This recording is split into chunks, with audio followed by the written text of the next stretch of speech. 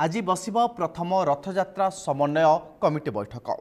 केन्द्रांचल राजस्व आयुक्तों अध्यक्षतार बसिब बैठक। रथयात्रा सुरुखुरे सारिबा उपरे हेबो आलोचना। रास्ताघाट परिमल विद्युत आईन श्रृंखला नहीं आलोचना हेबो। महाप्रभुंको नीतिकांति श्रृंखलित करिबा उपरे प्राधान्य दियाजिबो। प्रस्तुति चूड़ांत करने समस्त विभाग को निर्देश दियाजिबो। जहाँ आज सकाळ एक गुरुत्वपूर्ण खबर। आज बसिब प्रथम रथयात्रा समन्वय कमिटी बैठक। केन्द्रांचल राजस्व आयुक्तों अध्यक्षतार बसिब बैठक। रथयात्रा सुरुखुरे सारिबा उपरे हेबो आलोचना। रास्ताघाट परिमल विद्युत आईन श्रृंखला नहीं आलोचना हेबो। महाप्रभुंको नीतिकांति श्रृंखलित करने उपरे प्राधान्य दियाजिबो। प्रस्तुति चूड़ांत करने समस्त विभाग को मध्य निर्देश रही। जहाँ आज दिनर आज सकाळर मध्य एक गुरुत्वपूर्ण खबर। आज बसिब प्रथम रथयात्रा समन्वय कमिटी बैठक। केन्द्रांचल राजस्व आयुक्तों अध्यक्षतार बसिब बैठक। रथयात्रा सुरुखुरे सारिबा उपरे हेबा आलोचना। रास्ताघाट परिमल विद्युत आईन श्रृंखला नहीं आलोचना हेबो। महाप्रभुंको नीतिकांति श्रृंखलित करने उपरे प्राधान्य दियाजिबो।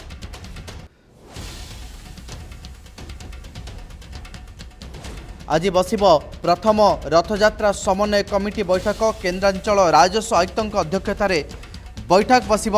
रथयात्रा सुरुखुरे सारिबा उपरे हेबा आलोचना। रास्ताघाट परिमल विद्युत आईन श्रृंखला उपरे आलोचना हेबो।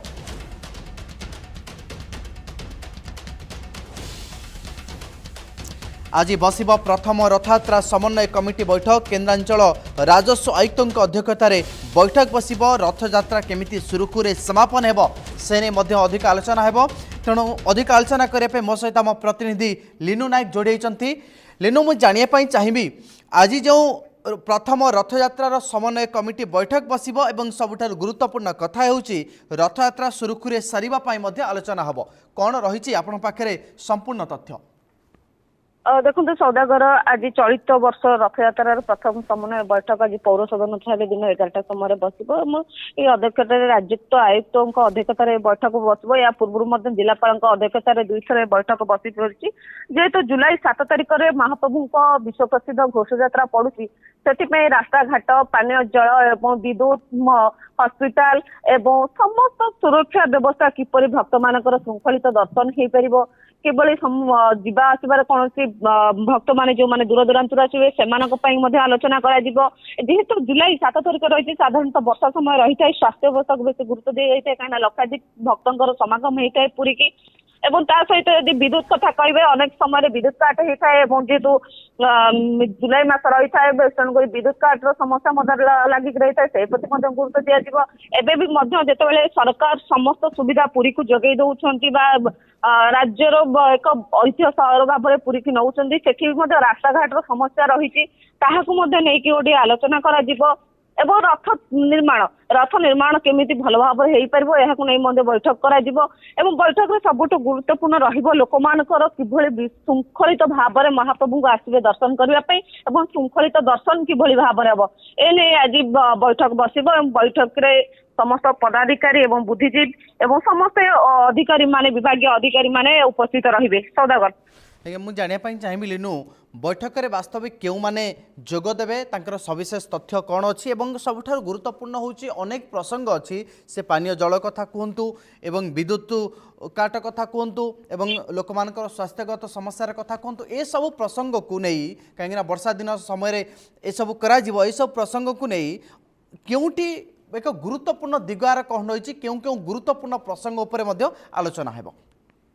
देखो सौदागर जेहेतु केन्द्रांचल आयुक्तों अध्यक्षतार बैठक बसिब किंतु प्रत्येक विभाग ये रथयात्रा सब विभाग गुड़िक गुरुत्वपूर्ण सब जो जो कथा कहली कि स्वास्थ्य कथा कहली रास्ताघाट कथा कहली इलेक्ट्रिक कथा कहली एभली सब जिन गुड़िक गुरुत्वपूर्ण होची रथयात्रा रथयात्रा हूँ विश्व प्रसिद्ध महाप्रभुंर घोषयात्रा। ये घोषयात्रा सब जिन प्रत्येक जिन गुरुत्वपूर्ण होता है महाप्रभु घोषयात्रा तेणुक विशेष गुरुत्व दि जाए स्वास्थ्य पानीय जल रास्ताघाट एवं इलेक्ट्रिक এইଭଳି ଭାବରେ ସବୁ ଗୁଡ଼ିକୁ ମଧ୍ୟ ଦିଆଯାଇଛି କି ନାହିଁ। ୟା ପୂର୍ବରୁ ମଧ୍ୟ ଦୁଇଟି ଥର ପ୍ରସ୍ତୁତି ବୈଠକ ଜିଲ୍ଲାପାଳଙ୍କ ଅଧ୍ୟକ୍ଷତାରେ ଜିଲ୍ଲାର ଅଧିକାରୀ ମାନଙ୍କୁ ନେଇକି ବସି ସାରିଛି ଏବଂ ଆଜି ଆଜି ଯିଏ ରହିଛନ୍ତି ରାଜ୍ୟ ଆୟୁକ୍ତ ରହିଛନ୍ତି, ରାଜସ୍ୱ ଆୟୁକ୍ତ ରହିଛନ୍ତି, ତାଙ୍କ ଅଧ୍ୟକ୍ଷତାରେ ବସୁଛି। ତାଙ୍କ ଅଧ୍ୟକ୍ଷତାରେ ବୈଠକ ବସୁଛି ଜିଲ୍ଲାର ସମସ୍ତ ଅଧିକାରୀ ମାନେ, ସ୍ୱାସ୍ଥ୍ୟ ଅଧିକାରୀ କଥା କୁହନ୍ତୁ, ଜିଲ୍ଲାପାଳଙ୍କ କଥା କୁହନ୍ତୁ, ଆଇନ ଶୃଙ୍ଖଳା ପୁରୀ ଏସ୍ପିଙ୍କ କଥା କୁହନ୍ତୁ, ବିଧାୟକ କଥା କୁହନ୍ତୁ, ଜନନେତାଙ୍କ କଥା କୁହନ୍ତୁ, ଜନପ୍ରତିନିଧି, ସମସ୍ତଙ୍କର ଗୋଟେ ଗୁରୁତ୍ୱପୂର୍ଣ୍ଣ ରହିଛି ଆଜି ପ୍ରଥମ ସମନ୍ୱୟ ବୈଠକରେ ଏବଂ ପ୍ରତ୍ୟେକଟି ବିଭାଗ ରହିଛି ଗୁରୁତ୍ୱପୂର୍ଣ୍ଣ। କାହିଁକିନା ମହାପ୍ରଭୁଙ୍କ ଘୋଷଯାତ୍ରା କିଭଳି ଭାବରେ ଶୃଙ୍ଖଳିତ କରାଯିବ, ତେଣୁକରି ମହାପ୍ରଭୁଙ୍କ ଘୋଷଯାତ୍ରା ଯେହେତୁ ବିଶ୍ୱ ପ୍ରସିଦ୍ଧ ରହିଛି, କିନ୍ତୁ ସବୁ ପ୍ରତ୍ୟେକଟି ବିଭାଗ ବିଶେଷ କରି ତ ସ୍ୱାସ୍ଥ୍ୟ ଏବଂ ପାନୀୟ ଜଳକୁ ଗୁରୁତ୍ୱ ଦିଆଯାଇଥାଏ। କାହିଁକିନା ଯେହେତୁ ଲକ୍ଷାଧିକ ଭକ୍ତଙ୍କର ଗୋଟେ ସମାଗମ ହେଇଥାଏ, ଖରାର ତାପମାତ୍ରା ମଧ୍ୟ ଥାଏ, ବର୍ଷାର ଥାଏ, ସମସ୍ତ ଥାଏ। ସାଧାରଣତଃ ସେ ସମୟରେ ଗୋଟେ ଡାଇରିଆ ବା ଯୋଉ ହଇଜା ହବାର ଗୋଟେ ଥାଏ, କାହିଁକିନା ବିଶୁଦ୍ଧକରଣ ପାଣି ପିଇ ଲୋକମାନେ ଏବଂ ଖରା ଗରମ ଏଗୁଡା ତାହେଲେ କିପରି ଭାବରେ ଲୋକ ଜଳ ନ ପାଇବାରୁ ବଞ୍ଚିତ ହେବେ। କାହିଁକିନା ଲକ୍ଷାଧିକ ଭକ୍ତ ଆସିଥାନ୍ତି, ସେ ସମୟରେ ଖରାର ପ୍ରଭାବ ଥାଏ, ବର୍ଷାର ଥାଏ, ଆଉ ଖରା ବର୍ଷାର ଯୋଉ ରହିଥାଏ ପ୍ରଭାବଟା ରହିଥାଏ, ବିଶେଷ ଅସରଟା ପଡିଥାଏ। ତେଣୁକରି ପାନୀୟ ଜଳକୁ ମଧ୍ୟ ଗୁରୁତ୍ୱ ଦିଆଯାଇଛି, ସ୍ୱାସ୍ଥ୍ୟକୁ ଗୁରୁତ୍ୱ ଦିଆଯାଇଛି, ରାସ୍ତାଘାଟକୁ ଗୁରୁତ୍ୱ ଦିଆଯାଇଛି, ଲୋକମାନେ ଆସିବେ ରାସ୍ତାଘାଟ କିଭଳି ରହିଛି। କାହିଁକିନା ଏବେ ବି ଯଦି ଆପଣ ଦେଖିବେ ପୁରୀର ପ୍ରତ୍ୟେକ ଗଳିକନ୍ଦି ରେ ମଧ୍ୟ ରାସ୍ତାଘାଟର ଅସୁବିଧାର ସମ୍ମୁଖୀନ ହଉଛନ୍ତି ଲୋକମାନେ। ସାଧାରଣ ଲୋକଙ୍କ କଥା ଯାତାୟାତ କରୁଥିବା ଲୋକଙ୍କ କଥା କୁହନ୍ତୁ, ସ୍ଥାୟୀ ବାସିନ୍ଦା କୁହନ୍ତୁ, ଏହା ମଧ୍ୟ ଗୋଟେ ଗୁରୁତ୍ୱ ଦିଆଯିବ। ତେଣୁ ଏହି ବୈଠକରେ ଆଜି ପୁରୀ ଏସ୍ପି ରହିବେ, ଜିଲ୍ଲାପାଳ ରହିବେ, ସମସ୍ତେ ଏନେଇ ଗୋଟେ ବୈଠକ କରାଯିବ। ସୌଦାଗର ଲିନୁ, ମୁଁ ଆ ଭିତରେ ଆଉ ଗୋଟେ କଥା ଜାଣିବା ପାଇଁ ଚାହିଁବି, ପୂର୍ବରୁ ଯେଉଁ ପରିକ୍ରମା ପ୍ରକଳ୍ପର କାର୍ଯ୍ୟ ସରିଛି, ମୁଁ ଜାଣିବା ପାଇଁ ଚାହିଁବି ପରିକ୍ରମା ପ୍ରକଳ୍ପ ଏଥର ମହାପ୍ରଭୁଙ୍କର ଘୋଷଯାତ୍ରା ପାଇଁ କେତେ ସାହାଯ୍ୟ କରିବ, କ'ଣ ସବୁ ସୁବିଧା ହେବ?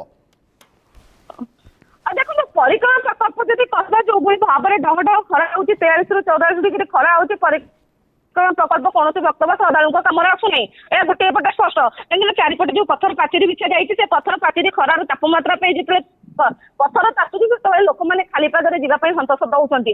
ଏଇ କୌଣସି ପରିକ୍ରମା ପ୍ରକଳ୍ପ ମହାପ୍ରଭୁଙ୍କ ରଥଯାତ୍ରାରେ କୌଣସି କାମରେ ଆସିବ ନାହିଁ ବୋଲି ଏହା ସ୍ପଷ୍ଟ।